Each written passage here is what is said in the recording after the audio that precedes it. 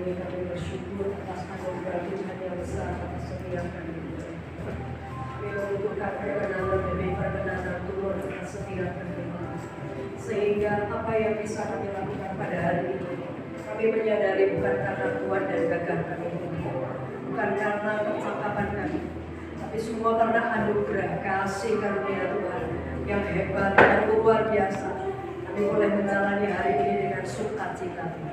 Terima kasih Bapak yang baik untuk setiap kesempatan yang Kau beri buat kami. Memberi kami kesempatan boleh memuji Engkau Tuhan, boleh menyembah Engkau, boleh memberikan hati yang tulus ketika kami ada dalam ibadah yang sakral ini Tuhan. Kami bersyukur Engkau menuntun kami dari awal pertengahan hingga pada kami akan meninggalkan firman Tuhan. Penuhilah setiap kami dengan hikmat-Mu Allah, sehingga pemberitaan pada hari ini bukan hanya menjadi sukacita bagi kedua mempelai, tetapi pemberitaan hari ini Allah menjadi sukacita atas setiap kami Allah, kedua belah pihak keluarga maupun Tuhan Yesus family dan semuanya Tuhan boleh bersukacita dengan firman Tuhan, dengan pemberitaan sukacita yang pada hari ini.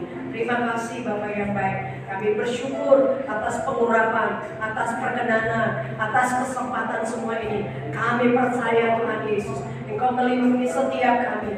Engkau memberikan kami Tuhan perkenanan demi perkenanan-Mu Allah, sehingga hari ini kami semua boleh sukacita sehat untuk menyambut firman Tuhan. Terima kasih. Mari berbicaralah Engkau lewat hamba-Mu Allah. Setiap pembicaraan itu menjadi penuntun dalam kehidupan kami masing-masing, khususnya kedua mempelai pada hari ini. Terima kasih Tuhan. Di dalam nama Tuhan Yesus Kristus kami berdoa, kami bersyukur. Haleluya.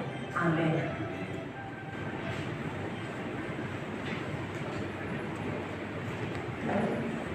Silakan duduk Bapak Ibu. Salam. Salam. Ya, sebelum kita pemberkatan nikah, kita akan mendengarkan firman Tuhan terkhusus buat kedua mempelai ya. Jadi dalam rumah tangga kita harus mengerti dasar firman Tuhannya dan apa nasihat-nasihat dari firman Tuhan sebagai pegangan kita, sehingga rumah tangga ini menjadi rumah tangga yang memuliakan nama Tuhan. Baik, kalau kita melihat dan membaca firman Tuhan, mulai dari kitab Kejadian sampai seterusnya, pernikahan itu idenya adalah Tuhan. Tuhanlah yang menciptakan pernikahan, bukan manusia. Dikatakan di Kejadian pasal yang kedua, ayat yang 18, Tuhan Allah berfirman, tidak baik kalau manusia itu seorang diri saja. Aku akan menjadikan penolong baginya yang sepadan dengan dia. Rupanya waktu manusia Adam itu sendiri, sebenarnya di taman itu ramai sekali. Tetapi dengan ciptaan Tuhan yang lain, bukan manusia, ada banyak jenis binatang, burung, unggas, dan lain-lain. Yang binatang sendiri punya pasangan yang masing-masing. Sementara Adam kayaknya berdampingan dengan, walaupun ada kata orangnya, orang hutan, ya, tidak cocok ya, tidak pas. Apalagi dengan orang-orangan, ya. Lalu pikir ya kasihan ini Adam sendiri. Apalagi yang paling cantik ciptaan Tuhan, burung merak ya, ada istilah sering merak gitu. Wah indah, nggak cocok. Apalagi ciptaan Tuhan binatang yang lain yang paling indah, yang kadang-kadang kita sayang ya, dirawat di rumah. Mungkin orang punya kucing kesayangan, punya anjing kesayangan, tidak cocok. Akhirnya ketika Adam tidur, Tuhan ciptakan perempuan. Jadi perempuan itu artinya yang diambil dari laki-laki.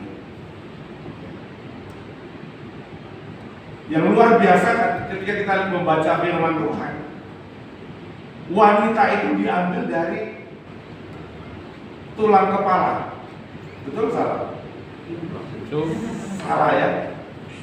Wanita bukan diambil dari tulang kepala atau tengkorak kepala, dari tulang kaki. Tidak. Alkitab mencatat wanita itu diambil dari tulang rusuk yang ada. Amin. Jadi wanita bukan untuk pemimpin ya, karena dia bukan dari tulang kepala.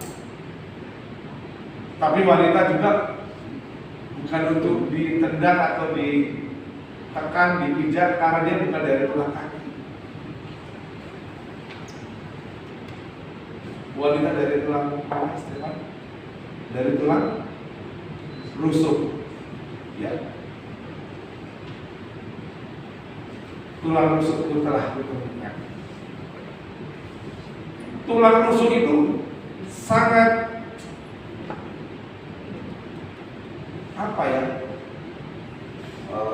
menentukan untuk melindungi tubuh ini ya. Orang kalau tulang kepalanya yang bocor atau kena batu begitu masih bisa lah tidur ya, atau kalau tulang kakinya patah. Tapi kalau tulang rusuk duduk nggak bisa, baring nggak bisa ya. Dia melindungi hati ya, tulang rusuk itu melindungi. Nah, wanita itu terambil dari tulang rusuk untuk disisi, untuk dikasih hati, untuk disayangi, untuk apa? Dikasihi dengan sepenuh hati. Kalau ada wanita mulai mendidik, maaf, kamu bukan dari tulang kepala, dan lain sebagainya. Nah, lalu Tuhan berikan Adam. Itu sebabnya firman Tuhan menjelaskan pernikahan itu idenya Adam. Pernikahan itu bukan ciptaan manusia. Jadi murni dari satu laki-laki dengan satu perempuan. Ciptaan manusia sekarang aneh-aneh. Ada laki-laki dengan laki-laki sekarang. Ada perempuan dengan perempuan. Mereka merusak gambar Tuhan. Pernikahan itu hanya sekali dalam Tuhan. Alkitab tidak mengenal namanya kawin kontrak ya, atau kredit ya. Semua harus lunas, cash and carry ya, tak milik ya. Tidak ada kawin siri, apalagi daun apa lagi ya, daun pawang tidak ada. Pernikahan hanya satu, yaitu di dalam Tuhan. Nah, dalam pernikahan ya, dikatakan di Matius 5, saya bacakan buat kita ayat Matius 19 ayat 5 sampai 6. Dikatakan begini ya. Di Matius 19 ayat 5 sampai 6.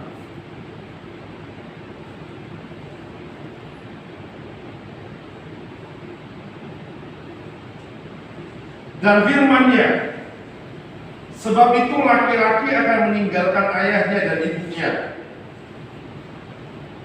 dan bersatu dengan istrinya, sehingga keduanya itu menjadi satu daging. Apa makna laki-laki akan meninggalkan ayahnya dan ibunya dan bersatu dengan istrinya? Ya. Nah, Bapak Ibu yang dikasihi Kristus, bukan kita disuruh melupakan, ya. Tetapi tidak sedikit orang nggak memahami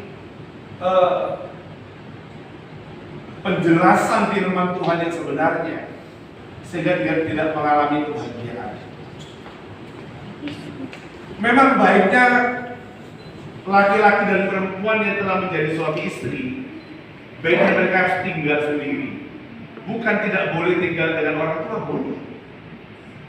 Tetapi jauh lebih baik, ya, lebih mandiri ketika mereka tidak bergantung dan tidak berharap terus kepada orang tua, gitu ya. Dan menjadi satu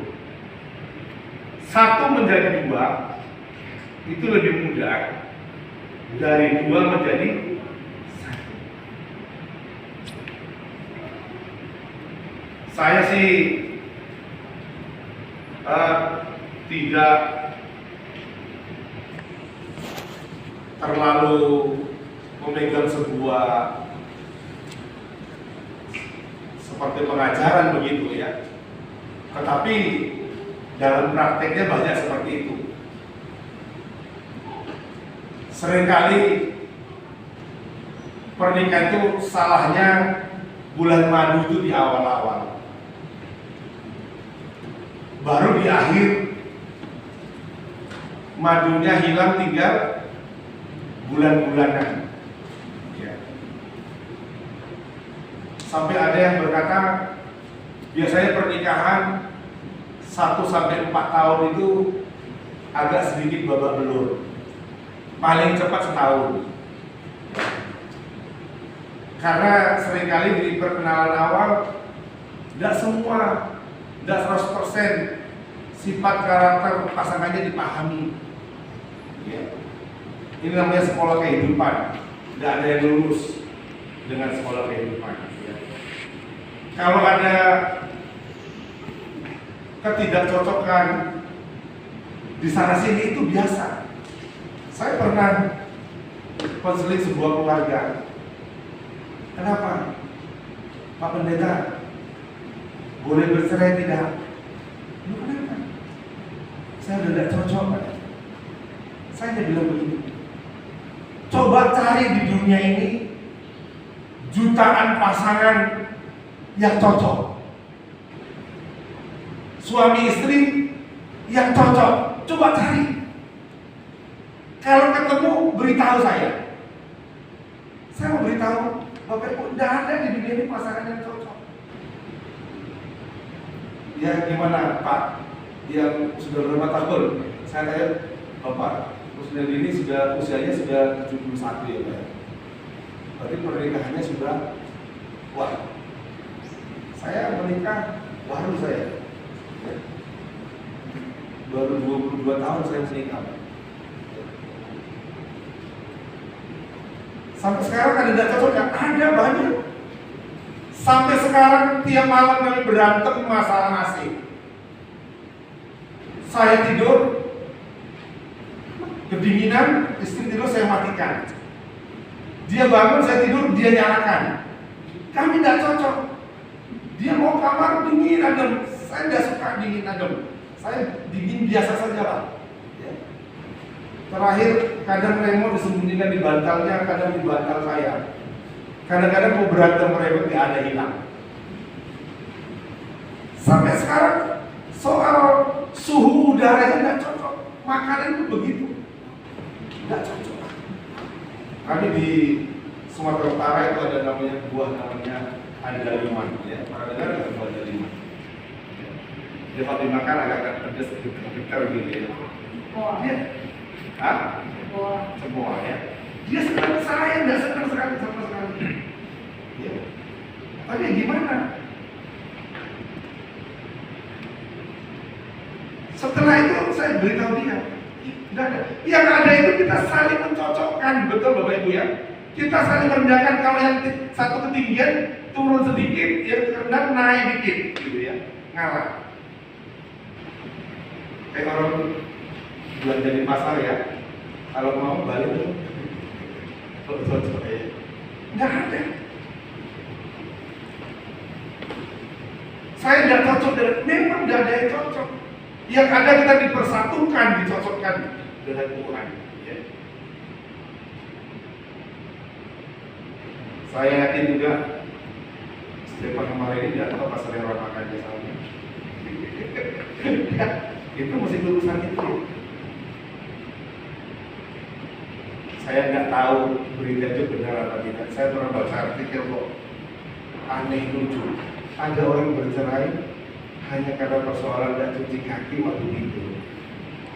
Istrinya bilang, "Ah, lu kalau tidur cuci kaki ya?" Iya. Pulang kerja capek, buka baju, lempar badan, tidur. Tiap hari persoalannya, "Kamu udah cuci kaki tadi malam ya?" Udahlah capek sekali. Tiap hari begitu. Lama-lama bosan juga suaminya. Pertama bisa kamar, udah, aku kamar di timur, kamu di selatan. Ya. Ini persoalan. Rumah kami, saya pernah direpetin sama ibu saya karena persoalan pencet odol. Baru udah mau habis tuh pencet dari belakang yang kiri dia. Saya sampai pencet aja tengah. Tapi diperbaiki lagi dari belakang lagi. Itu mesti persoalan seperti ini. Belum lagi urusan-urusan lain yang banyak sekali. Jadi keduanya harus menjadi satu. Dalam pernikahan itu ada namanya aspek kesatuan. Apa yang harus satu? Pertama, rohnya harus satu. Kalau yang satu ke gereja, dua-dua ke gereja, itu yang satu. Sekarang di gereja, di tempat kami ada tamu yang khotbah. Pak Pendeta Yusuf, ya, jemaat Bapak banyak janda ya. Kok tahu dari mana? Habis ibu-ibu banyak, bapak-bapak sedikit katanya. Bukan, itu ada suaminya, cuman nggak gereja. Kirain janda semua jemaat. Nah, bayangkan bapak-bapak, ibu-ibu ini sering di rumah dia nggak janda, tapi di gereja janda. Karena suaminya hanya mendukung ke gereja, tapi tidak mampu. Begitu juga kalau doa pagi, roh itu harus satu. Menikah itu yang nyatu itu tiga, satu rohnya nyatu, sama-sama percaya Tuhan. Amin. Berdoa sama. Ya kalau kami belajar soal iman Kristen, tidak mungkin dua orang bisa nyatu, bisa sehati kalau tidak pernah doa sama.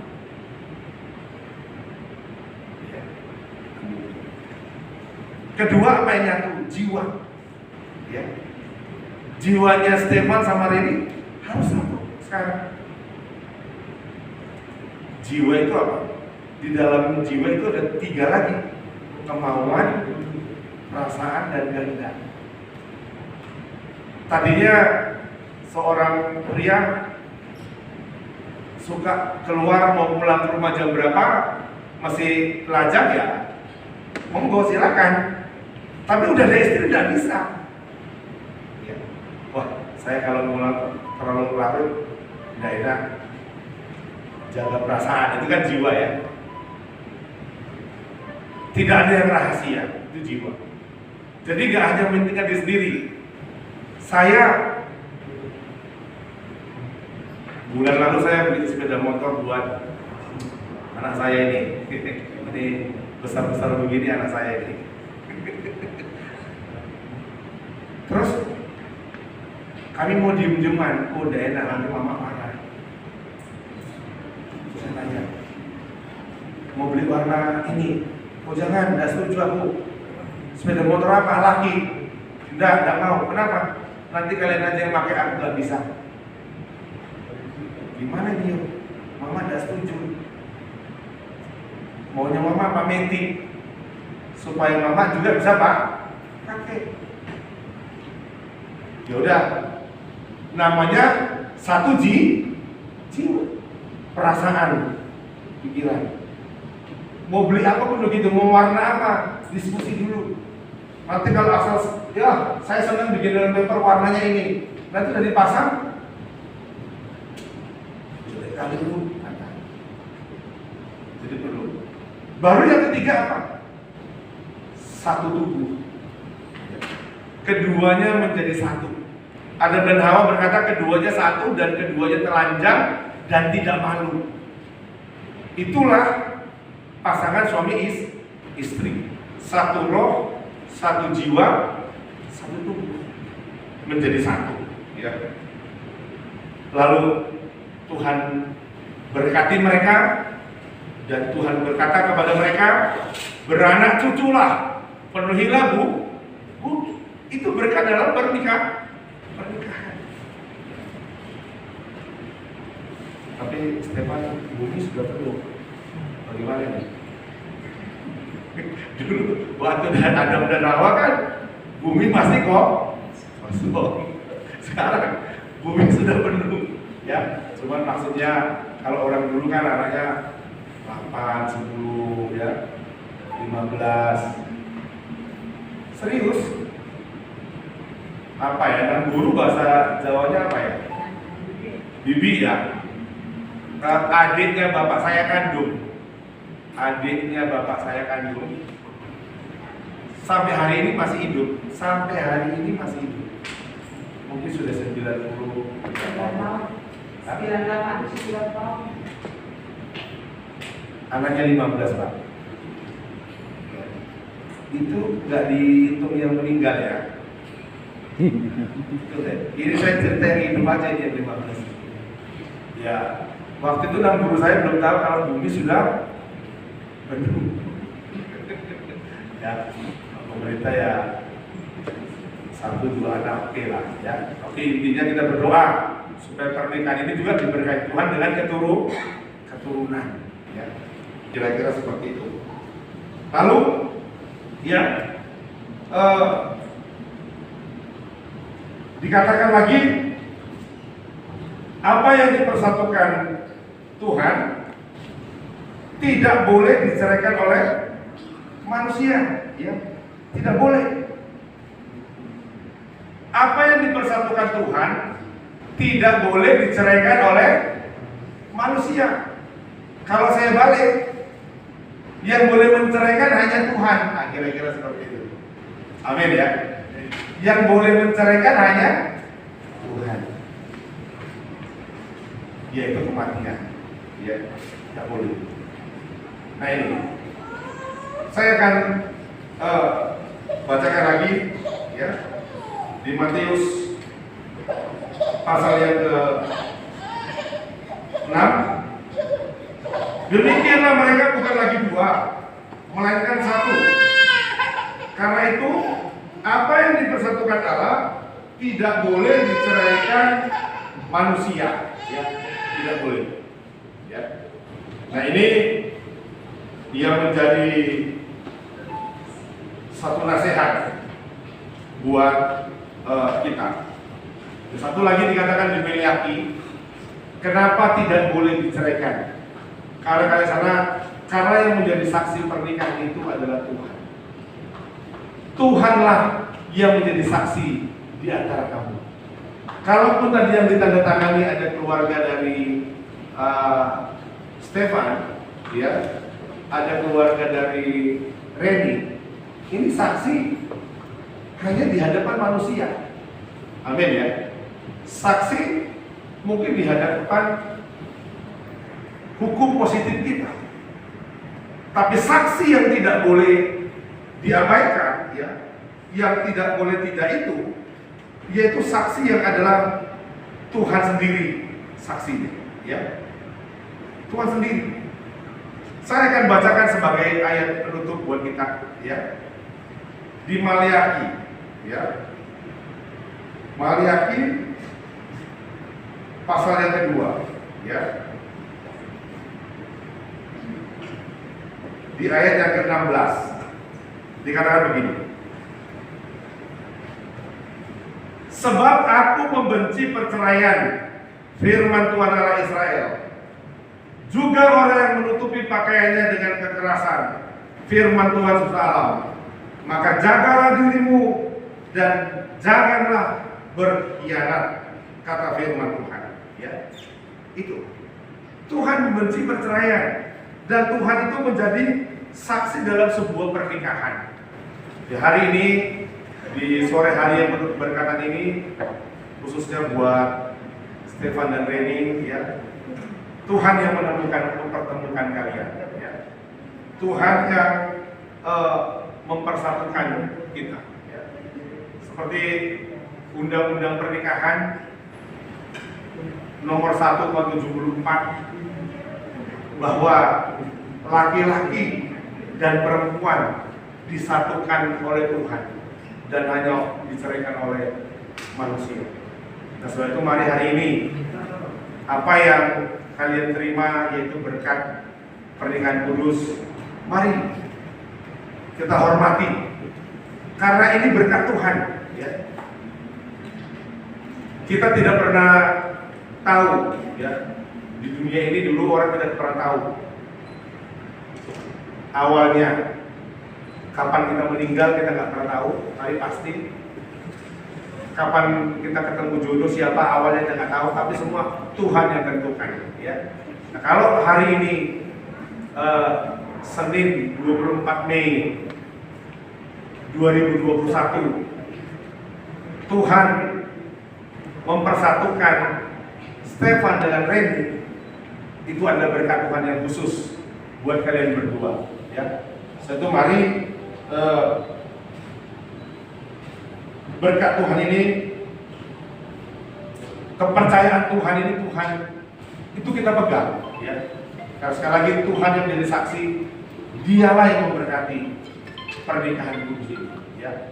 Jadi mungkin Stefan pun harus belajar banyak, ya, bagaimana mengasihi dan membahagiakan istrimu, ya. Reni pun begitu, belajar bagaimana menghormati suami. Dalam hukum kasih firman Tuhan bilang begini, hai suami, kasihilah istrimu sama seperti Yesus kepada jemaat. Bagaimana Yesus mengasihi jemaat? Yesus sampai mati, berani mati demi jemaat. Sebenarnya Yesus mau berpesan bahwa seorang suami harus berani mengasihi istri sampai mati, sama seperti Yesus mengasihi jemaat. Jemaat itu kata firman. Demikian sebaliknya, hai istri, tunduklah kepada suamimu sama seperti jemaat tunduk kepada Tuhan Yesus.